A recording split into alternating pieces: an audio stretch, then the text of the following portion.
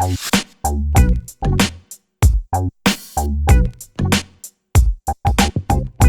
what's up, rock stars? It's Rox, and I'm coming to you today with a review for Love and Hip Hop Hollywood, Season 6, Episode 4. Is that right? I believe it is. What'd you guys think about the episode? Was it memorable? Do you feel like you're going somewhere with this show? Or do we feel like we're spinning our wheels? I'm just trying to figure out what exactly Mona got up her sleeve. It had such promise. I don't want to complain, so I won't. Let's get started, shall we? All right, you guys, so let's start with Yo-Yo. So Yo-Yo has this hip-hop school, remember? And, yeah. How many of you guys have your AA in Yo-Yo's hip-hop school? Okay. Has it helped you get any jobs? All right, I was just wondering. I mean, listen, I can't knock her hustle. Damn it, if she's trying to help these up-and-coming artists, know where they came from, because they know what they say, right? When you know where you come from, you know where you're at, okay? When you know the past mistakes, you won't repeat them again. When you know what happened a long time ago, you have some knowledge for the future. So, whatever. And she take it real seriously, she got her hip-hop heads there. They learning too about all types of things. I mean, it never hurts to know about the business in full, so good for Yo-Yo. While she's there, Mickey Monday shows up with his little girl. And, he just wants to introduce her to Yo-Yo, Auntie Yo-Yo, so that maybe Auntie Yo-Yo will rub off on her some good, because I still don't know where the mother is. He hasn't really made much mention of his baby's mother. So, she goes on and passes over to the next professor, so that she can go and talk to Mickey Monday. Yo-Yo tells us that it's never been easy in the industry as a mother, and making sure that she's raising her two daughters adequately. I would imagine that it would be very difficult, even harder for a woman than a man, because we already know that the woman is expected to be the nurturer, the caregiver. Not fair, but it is what it is. And, she's on the road. She's trying to make it happen for her family. She's got to leave her girls behind. So I'm sure it was hard for her, but she said she sacrificed because she wanted them to be able to enjoy the finer things of life. Why work that hard and everybody's still miserable? So, she feels like her two daughters deserve a pampered day. Now, they're all grown now. One is pregnant. Another one has chosen to go live with the father. Well, Yo-Yo and the dad have agreed that she would go live with her, co-parent with him, co-parenting in Jersey, okay? But I guess the daughter is coming in town and she's going to give them a pamper day. I thought Mickey Monday's daughter was going to, but no, she doesn't go. So then we see Yo-Yo's two daughters. Like I said, Tiffany, I believe, is the oldest. She's pregnant. And then she has another one. Oh, I didn't write down her name, child. But anyway, she's younger, but still older, lives in Jersey with her father. And it seems to be working out for everybody because Yo-Yo wants to get back into the studio, okay? I don't see why she can't, but I haven't heard much Yo-Yo rap in a long time, actually. So, I'm sure she still has her skills, though, but, rapping is so different today than it was back then. And, I mean, are y'all checking for the positive rap from the women's? Okay, everything is about, ass and pussy and selling it and giving you your money and, hot girl summer, and I'm not knocking that, but, it's like Yo-Yo comes from a different time, so it'll be interesting to see how she does. Anyway, she takes them on a pamper day. They're getting their nails done, and the girls are just telling their mom how they appreciated her because even though she did sacrifice a lot, they never felt it. They never felt like there was stress in their lives. She did all that she could for them, and now they're giving her flowers. And those are the kind of things that you want to hear as a parent. That your kids appreciated all that you did, and you did your best, and your best was good enough. So that was Yo-Yo's little story. Now, April, they dragging this thing out about court. I mean, I guess they dragging it out because it's being dragged out, but she had to go to court, to settle where their youngest baby, the little boy, is going to be going to school with Omari. Okay, and she's just saying how it's just always one thing after the other. Even the damn judge was tired of them. coming back and forth all the time. I'm sure that this is the same petty shit that family court judges see all the time. Okay. She says she has her friends go with her because, you know, she needs that support. Of course, she has little tiny Fizzle Pop there, front and center, and she thanks him for being there. All right. How many of you guys was really shocked when little tiny Fizzle Pop said he not worried about Omarion? You know, he ain't done nothing to him. He don't know why his mom is mean mugging him from across the court. Really? Really, little tiny Fizzle Pop? You don't know why Omarion's mom would have an issue with you? I just, I'm telling you, the blind ignorance. Like, they know, they just trying to make it seem like they don't know. Okay, because he's friends with April. So, you know, anyway, you guys, let me move it on along. It ain't really nothing. It's the same old same. You know, she's in court for this. They're going to wait for the judge to tell them, you know, where the baby going to be going. But she's still in custody court. She's still in child support court, you know. So she still has a lot of going back and forth to court with Omarion, okay? And she always says that he makes it difficult. I think that you probably have added to that as well with this whole situation with LTFP, okay? And especially if you're not really going to be that serious with him, okay? If you're going to be claiming to just be friends but always have him around, don't you see that there's a strain there? Child, I cannot, okay? So whatever, she's happy that she has this village of friends that surround her and support her. You know, she's working at Hollywood Unlocked, remember, and actually she goes in to talk to Jason, and well, Jason Lee has a problem. Yeah, Jason Lee is all about the numbers, the statistics. On top of that, April doesn't seem to know that she's an employee, not a co-host. This is not your show, April. This is Jason Lee's show, and he's concerned. She's late. Okay, well, I thought I had told you that I got to pick up my son from school and I can't get here till 1 o'clock. Okay, well, the show starts at 12. So now what we going to do about this? Okay, on top of that, low engagement, people not feeling you, and they are, you know, voicing their opinions in the comments.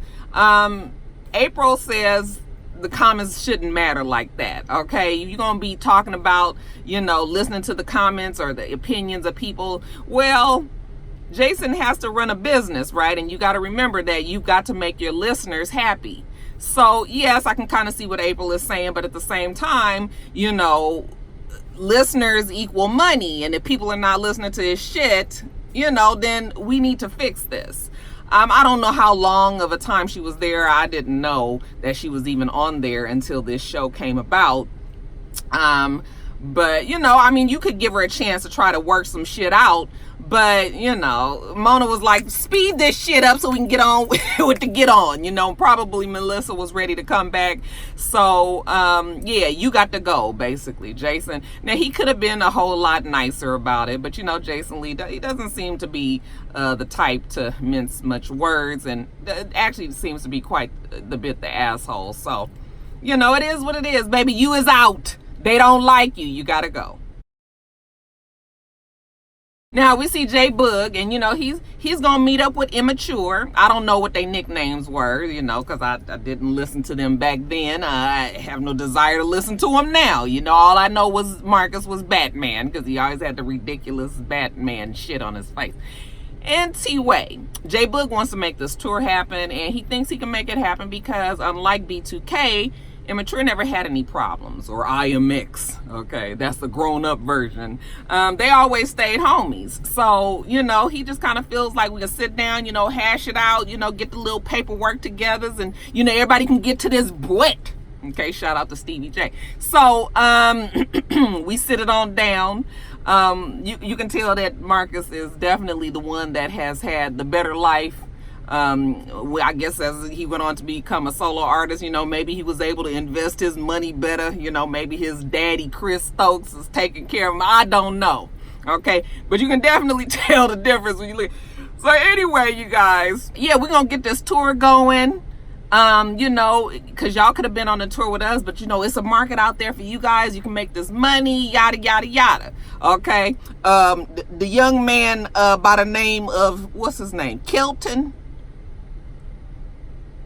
Yeah, Kelton. It's Kelton and Jerome. Kelton says, Well, I think we got to split it down the middle. Okay, well, not down the middle. It's 3 of them. So it would be 33, 33, 33. He kind of feels like everybody should be treated equally. Well, J Boog says, no, that's not going to be the case because Marcus is the lead singer.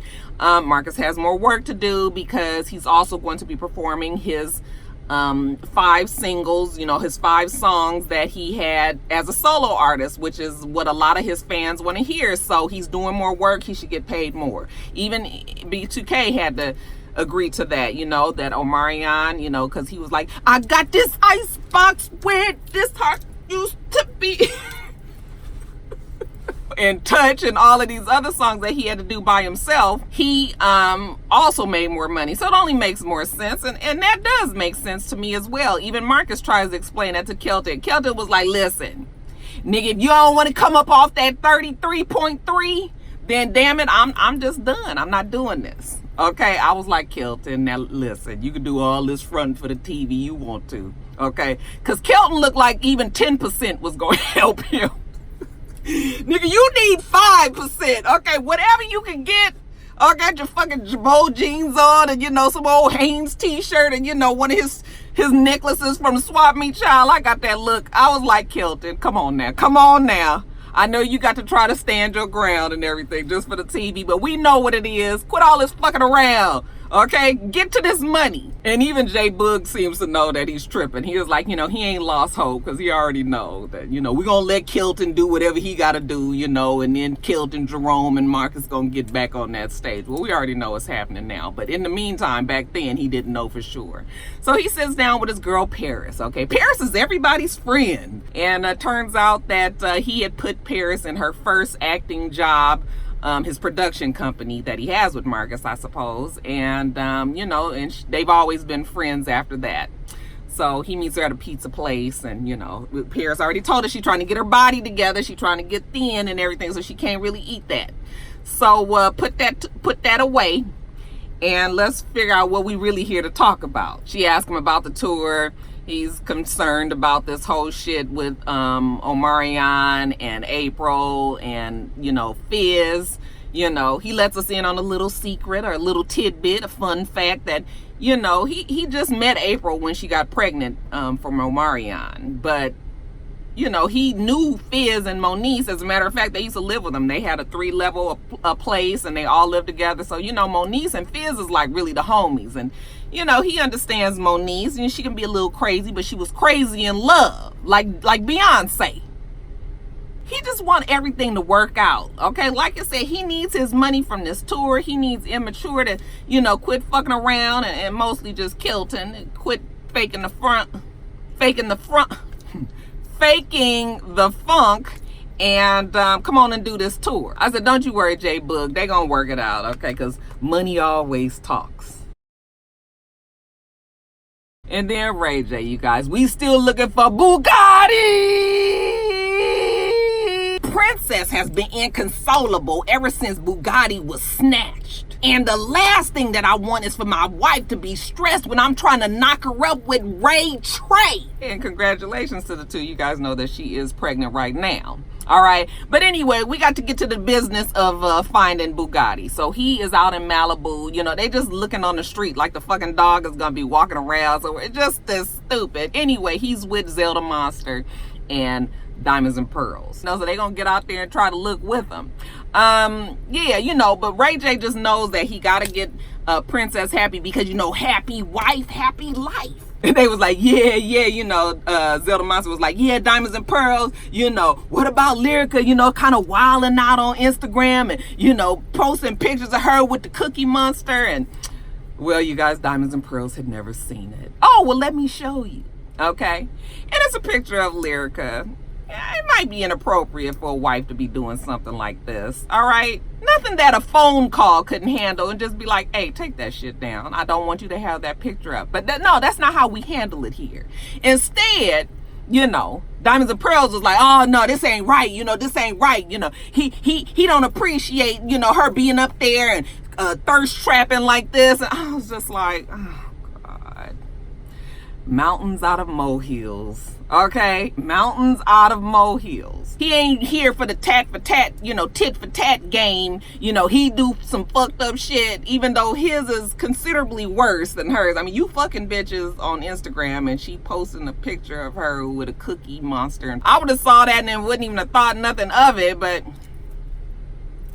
just call her and tell her to take the shit down. You see how easy that is? Okay, that's it. But no, he said he gonna have a talk with her. Now, Lil Lyrica tells us that, it is still weird being around Diamonds and Pearls. She still ain't quite got over everything. She's stressed out, okay? Prinky's stressed out too because Bugatti's still gone. So you know what? They deserve a rest and relaxation day, okay? They gonna go to the spa up in the hills, and just really relax themselves. So they do that. And then afterwards they're sitting and, watching the sunset, having a drink, and talking about their problems. First, Bugatti, because this is the only problems that Prinky and Ray J have at the moment. She tells us that, supposedly somebody has reached out to her and let her know that their neighbor has a dog that fits the description of little Bugatti. So if she's serious about this $20,000, they gonna go and steal the dog from the neighbor and go on and meet her at the police station and give it to her. Okay? And it's all cloak and dagger, it's real serious and scary and all of that. I'm thinking to myself, like, are we really doing all of this? Go get the fucking dog. Oh, Lyrica's like, you're not gonna meet her. She's meeting him at the police station. How unsafe can it be? Right? Okay, so whatever. She gonna meet the man there, gonna go get her fucking dog. Ray J is out of town, so he don't know. She not gonna tell him, because she just gonna wait till he get back and let her go get her damn dog. Fine.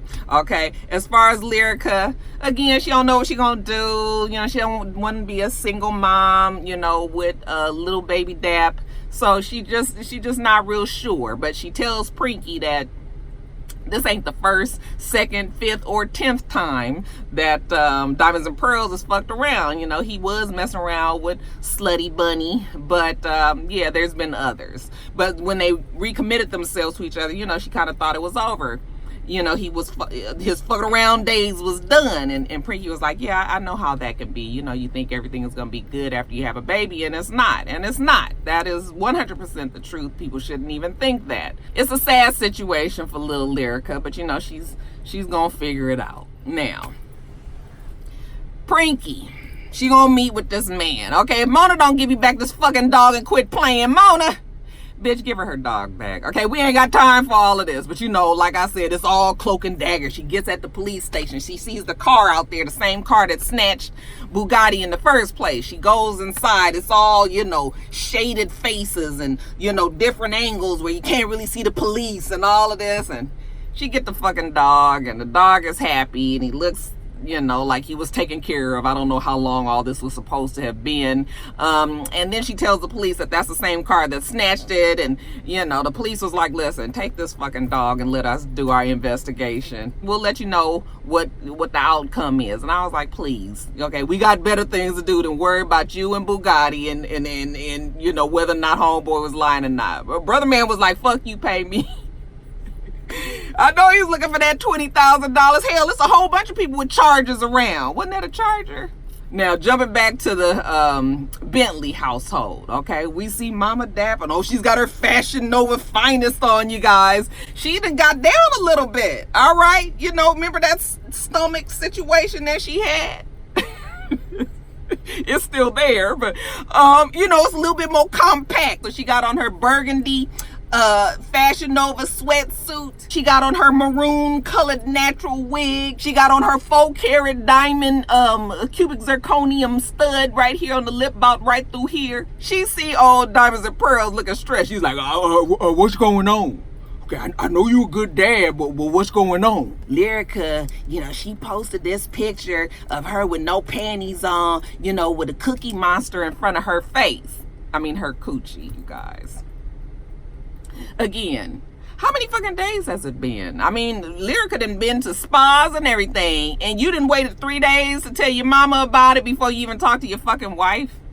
This is what I'm talking about. Now, Lyrica is there, and she's listening from the back room. She was like, first of all, I think I had on underwear, but anyway, why you got to be talking about me with your mama behind my back? Because that's what you guys do. You have very poor communication. Mama Dap, she's concerned, I just want to know who took the picture of her with the Cookie Monster eating the cookie. Because these are the questions that need answers. Oh, Lyrica comes out and she confronts him. You going off about me with this stupid picture and the damn stuffed animal, but you're not talking about your son and the shit that he's doing. He fucking IG thoughts, okay? He doing videos with him and everything. Oh, Mama Dap has got, she equal opportunity. Hold on. You ain't right and you ain't right. Then we start to go back down that very familiar road where Lyrica and Mama Dap get into arguments. Okay, and Mama Dap was like, listen, I think you think because I look so young that I'm your age. I'm his mother.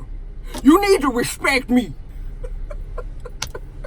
I'm an old motherfucking G. Yes, we know that, Mama Dap. So, yeah, we get to arguing and Mama Dap even goes so far to say is, men cheat basically because of what women do. And Lyrica's like, oh no, I know we not really going there, are we? So then it blows up into, the same regular shit that Mama Dap, Lyrica, and Diamonds and Pearls always gets into. Mama Dap goes and throws out at her that, Lyrica said that she ain't cooking shit for him. Okay, he probably doing what he doing because you ain't cooked him a meal. Oh yes, that's why he's fucking around, because he's hungry. And then it takes even a different, stranger turn when Lyrica's the only one that can stick to the script, okay? Both Mama Dap and Diamonds and Pearls get to laugh, and he like, come on, Mama, stop it, Mama. So Lyrica's like, this ain't funny, and she gonna walk out, okay? They still laughing. Hold on, wait a minute, Lyrica, wait a minute, She had to slap that nigga to get him back on track. Like, this shit ain't funny. Stick to the script. So she goes upstairs, she packing her shit, she leaving. And then she, I guess in the fury of being upset and packing her, she has to get on her phone and look at her IG live. And she happens to see that Zelda Monster is on with Summer Slutty Bunny. And they're discussing Lyrica and Diamonds and Pearls. So she goes downstairs and she shows Diamonds and Pearls, like, what is this? Okay, what is this? Why are they discussing me? Why they got my name in their mouth? So Diamonds and Pearls calls Zelda Monster, and he's like, hey, bro, what's up? What are you doing? And, Lyrica, you supposed to be loyal to us. What are you doing talking to her? Why are you letting her talk about me? Zelda Monster is all hemming and hawing. No, what I was trying to do is, child, just some foolishness. Even Mama Dap had enough. She come around and she like, fuck all the bullshit, Zelda Monster. She a tramp, fuck her too. Yeah, fuck everybody right now, okay? Lyrica's leaving, and she's leaving right now. She'll come back and get her shit later, but she is out. Anyway, you guys, let me get off of here. I gotta do Greenleaf, okay? Make sure that you rate, make sure you rate, comment, and subscribe to the channel. I'm itsrox. The channel is for itsrox, and everything else I do will be in the bottom bar. All right. So I hope that you have a wonderful, wonderful rest of your day, and I plan on doing the same. Till next time, Red Stars. Bye.